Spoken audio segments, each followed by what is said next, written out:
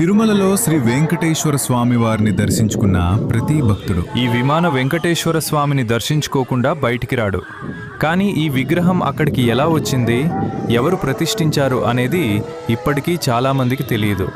అయితే ఇప్పుడు దీని వెనుక ఉన్న అసలు కథ ఏంటో తెలుసుకుందాం. విజయనగర సామ్రాజ్యాన్ని పాలిస్తున్న సాలువ నరసింహరాయలకు శ్రీ మహావిష్ణువు అంటే అపారమైన భక్తి. అందుకే తిరుమల శ్రీవారికి తరచూ బంగారు ఆభరణాలు, విలువైన కానుకలను సమర్పించేవారు. కానీ ఒకరోజు తను సమర్పించిన ఆభరణాలను కొందరు అర్చకులు ధరించి దుర్వినియోగం చేస్తున్నారని ఆయనకు తెలుస్తుంది.